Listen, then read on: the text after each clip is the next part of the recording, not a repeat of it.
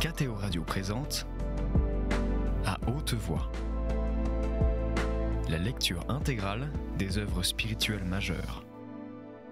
Aujourd'hui, Augustin ou le Maître est là de Joseph Malègue.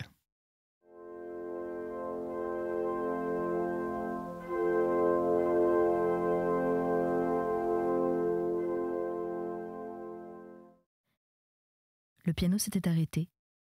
Christine n'en gardait que le souvenir d'un rythme imprécis, aux sonorités rares et charmantes. « Je voudrais que tu puisses me procurer quelques roses. »« Des roses ?» fit-elle, supprimant à peu près l'étonnement que lui causait ce caprice de malade. Elle se rappela un magasin de fleurs à droite, en montant vers le grand hôtel et la chapelle catholique, entre une papeterie et un marchand d'objets de tourisme. Une allée charmante, dans de noires verdures et ces fleurs d'hiver qui s'accommodent des neiges. Le magasin serait-il ouvert un jour de Noël ? Elle s'arrangerait toujours pour y pénétrer. Ne désirait-il rien d'autre ? Non, il ne souhaitait que quelques roses. Cette secousse sentimentale, de motifs inconnus, semblait un gros recul sur ses résignations, et l'achèverait peut-être. Était-ce la première depuis le départ de l'argilier ? D'autres l'avaient-elles précédée ?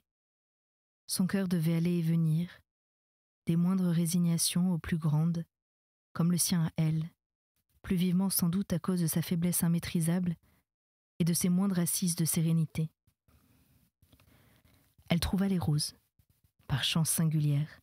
Le fleuriste restait ouvert entre tous les magasins de la rue montante à cause des incessantes demandes de fleurs, rameaux de sapin, touffes de gui ou au baies rouges, et tout cet extraordinaire goût de légende, de clochettes et de chansons que les verdures foncées donnent aux neiges. Elle choisit de belles roses peu odorantes pour ne pas fatiguer un malade. Mais Augustin devait au contraire se plaindre de leur manque de parfum. Elle le retrouva demi-soulevé sur son lit, la tête dans sa main, harassée. Elle le remit au lit. Sur la table de nuit, on venait d'installer le plateau de thé. Comme elle lui en proposait, il fit non de la tête. Elle disposa les roses dans ce qui se trouvait de récipients, les verres à toilette, les verres d'eau, le fond du lavabo, sous les robinets de nickel. Mais la sensibilité momentanée qui les avait souhaitées s'était sans doute épuisée. Il n'y avait pris aucune attention, les regarda à peine et parut se jeter dans une frénésie de tristesse et de souvenirs.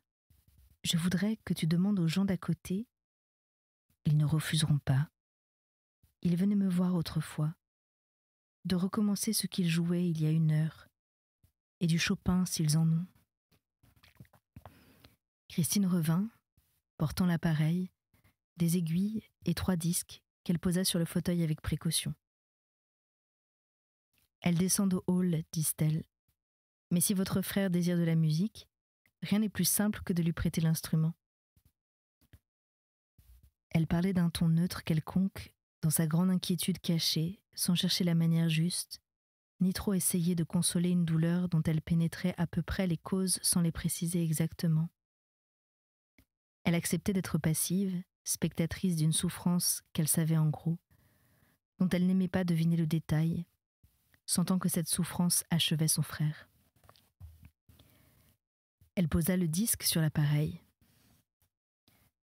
D'une sensibilité riche et nourrie, mais sans culture musicale technique, Christine interprétait en littéraire, tout en suivant d'une attention émoussée, comme un livre qu'elle eût rencontré dans quelque cabinet d'attente. Elle crut reconnaître le thème de la nature apaisante, avec quelque chose de changé, transformé, repeint, chassé de France. Il devenait celui de l'exotisme et de la consolation. C'était une nature stépique et sauvage, pleine de chants nomades, de clameurs sous les tentes, de torches, d'ébrouements et de galops, et aussi des frappements de tambourins, des plaintes de flûte, des heurts sur des poêlons et de grandes fumées. Une âme trahie et raffinée se plaisait là, cherchait ses fortes émotions frustres. Cette violente vie rudimentaire la nettoyait de l'autre. Elle s'y refaisait un autre bonheur. Il viendrait bientôt. On sentait comme un nouveau matin percer dans ces crépuscules. Des chants religieux eussent mieux valu pour qui avait épuisé toute vie terrestre. Franck, Palestrina, Lassus, du plein chant, toute musique à sens surnaturel, mais qui savait dès ici-bas commencer d'être belle. Ce n'était pas ce que son frère avait préféré. « Veux-tu aussi Chopin ?» demanda-t-elle timidement, quand fut terminée la rhapsodie de Liszt et qu'elle eut enlevé le disque. Il se fit dire les titres et puis fit encore non, comme pour la tasse de thé. Le plateau du dîner suscita ce mouvement de répulsion nerveuse qu'elle commençait de connaître. Elle demanda qu'on montât du café au lait, qu'il accepta. Elle mangea elle-même hâtivement et s'assit auprès de lui sans parole. La pauvre femme ne savait plus de quelle souffrance elle souffrait au juste. Tout était réuni et mêlé en une confusion de douleurs. Le premier coup qu'il avait frappé paraissait durer encore et continuer simplement son élan d'une façon cruellement longue qui eut besoin, pour se développer, de plusieurs mois et de plus d'une victime. La souffrance changeait de forme, elle diminuait d'acuité, mais augmentait de volume. Une chape de plomb posée sur elle s'opposait au heurt nouveau comme une callosité providentielle développée par l'aptitude à souffrir. Si elle ne trouvait plus l'affolement des premières, dans les nouvelles épreuves, celle-ci épaississait néanmoins un peu plus l'impénétrable rideau qui la séparait du monde. La musique des danses et des chansons s'était atténuée. On l'entendait encore vaguement à travers les étages. « Veux-tu que je dise la prière avec toi ?» demanda-t-elle très bas, la bouche contre son oreille. « Oui, » fit-il, et il l'écouta avec un recueillement épuisé. Des pas sonnaient, que les tapis trop minces assourdissaient mal, et des bruits de portes fermées. Des malades regagnaient leur chambre et passaient en sifflant des airs. Le sanatorium, par degrés, retombait en silence.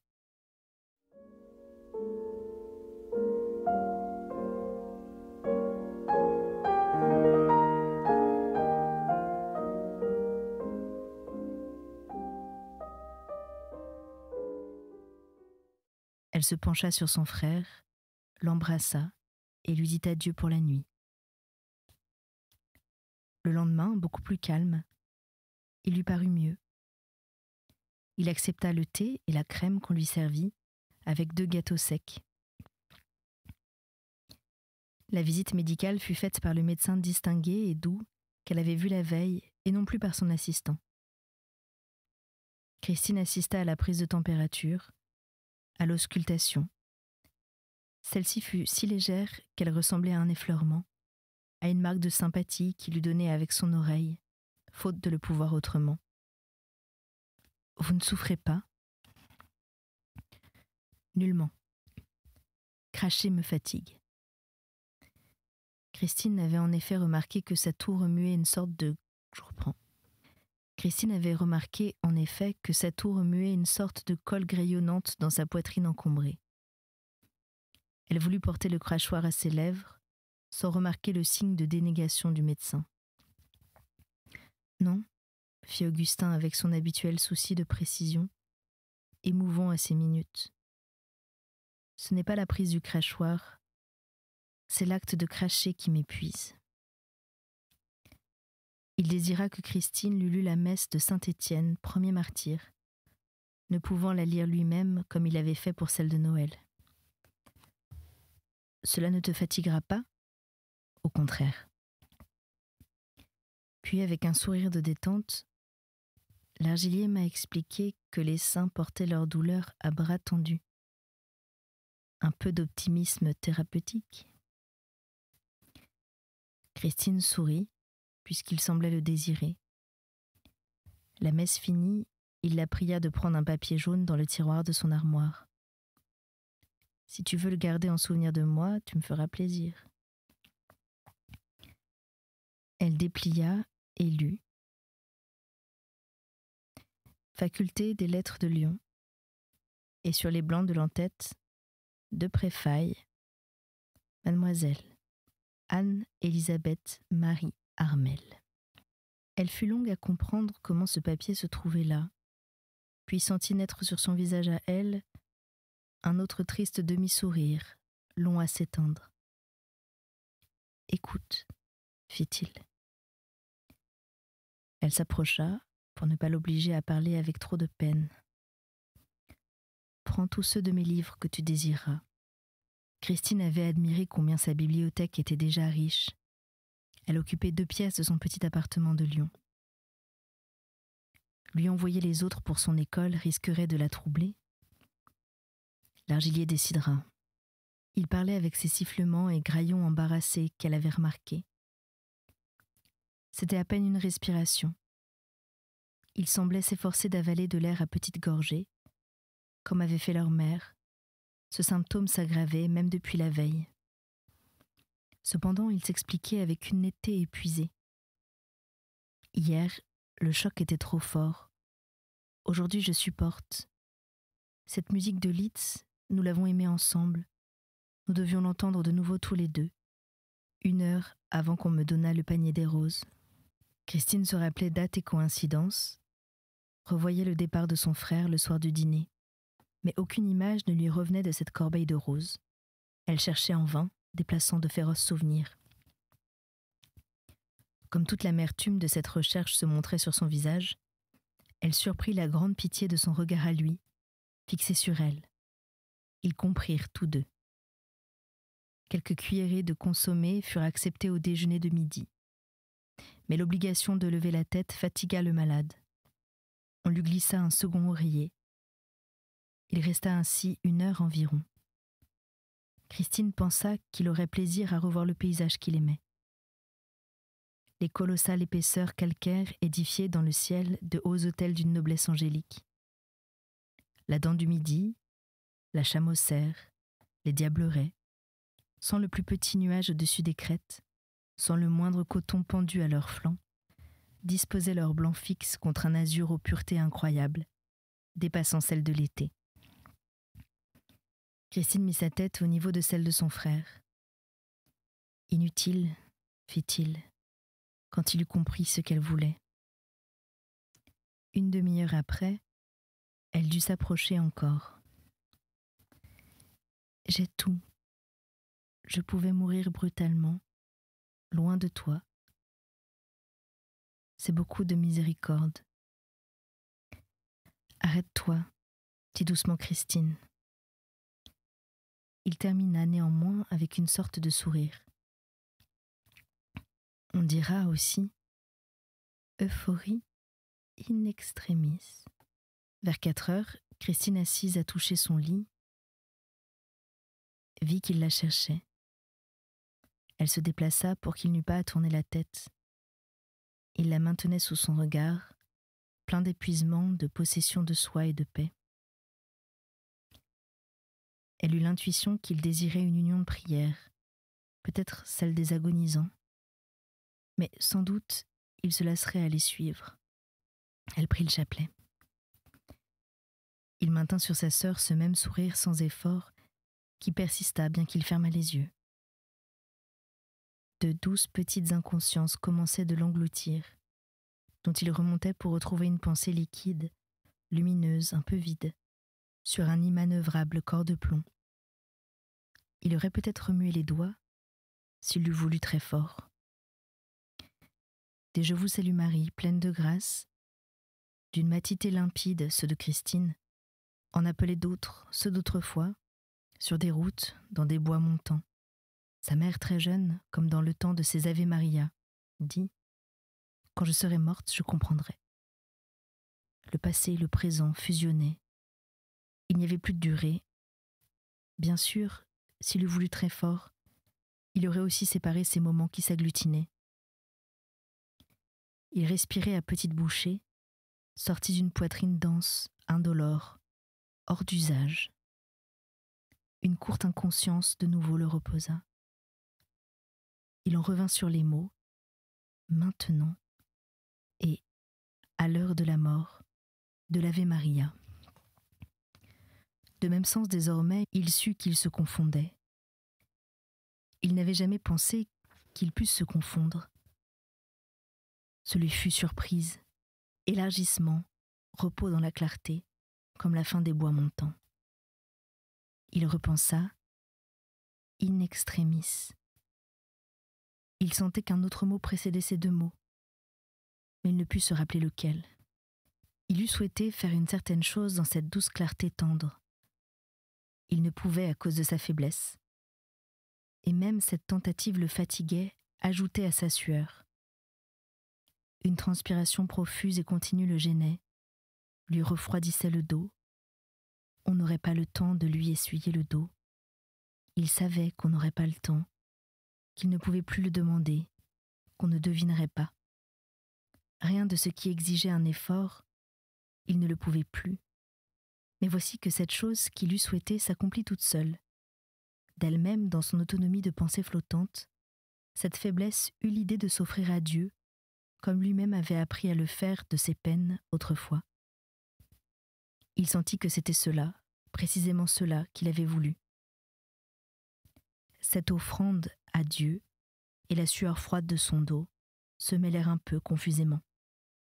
Et de nouveau, la brume l'engloutit.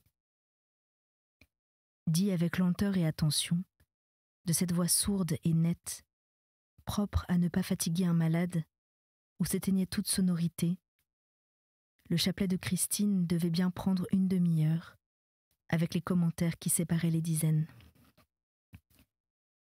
Quand il fut achevé, elle s'aperçut à une indéfinissable inertie de la figure, à l'inconscience mécanique et hachée de la respiration, à la fixité d'ouverture des paupières, que son frère ne devait plus rien suivre.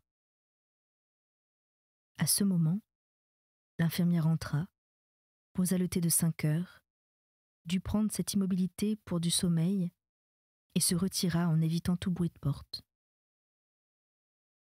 Ce fut ainsi, vers 6 heures du soir, qu'il entra dans la douce et miséricordieuse mort. Christine se leva lentement. Elle commença d'aller fermer la porte-fenêtre, se ravisa, la rouvrit, s'aperçut qu'elle agissait comme une somnambule, revint vers le corps, le regarda longtemps, vit s'établir des traits d'une jeunesse auguste. Elle admirait combien, malgré l'effrayant creusement des tempes et du visage, il restait beau de noblesse austère, d'une sorte d'autorité qui commençait d'être riante, à laquelle s'étaient jointes quelquefois bien des nuances de hauteur, et de ce calme très pur fixé dans le marbre des morts. Tous ces dons, exaltés par la définitive immobilité que cette solitaire gardait maintenant l'habitude de voir au bout de toutes ses tendresses, la pauvre âme tourmentée par l'absence de Dieu jusqu'aux miséricordes finales, n'en avait désormais plus besoin. Il demeurait là, confié au visage, pareil à des vêtements bien pliés, rangés pendant le sommeil. C'était plus beau encore que l'autre, celle qu'il n'avait jamais répondu, devait peut-être le voir avant les dégradations de la maladie, devant leur courte pré-fiançailles, quand ils s'enivraient ensemble au même champ, et que, goûtant l'hommage total, sans doute, elle inclinait la tête, réfléchissait et ne refusait pas. Christine s'anéantissait sous une écrasante sensation de détachement de tout, d'absence de larmes, de table rase et de désert, où absolument rien de la présence de Dieu n'était visible. Nul doute qu'il ne fût là cependant au plus creux de cette ombre. Un jour quelconque de ceux qui allaient suivre, elle réentendrait le dialogue de toute consolation. « Où étiez-vous, Seigneur, pendant ces amertumes ? Près de toi. » Elle le savait, mais de science inerte. La chape de plomb pesait de tout son poids sur ses épaules. Elle se sentait prodigieusement seule. C'était À haute voix, une émission de KTO Radio. Aujourd'hui, Augustin ou le maître est là de Joseph Malègue. Lecture, Anne-Céline Pellarini. Captation et réalisation, Aymeric Plouminec et Thibaut Dagalier. Une émission disponible en podcast sur ktoradio.com et sur l'application KTO Radio.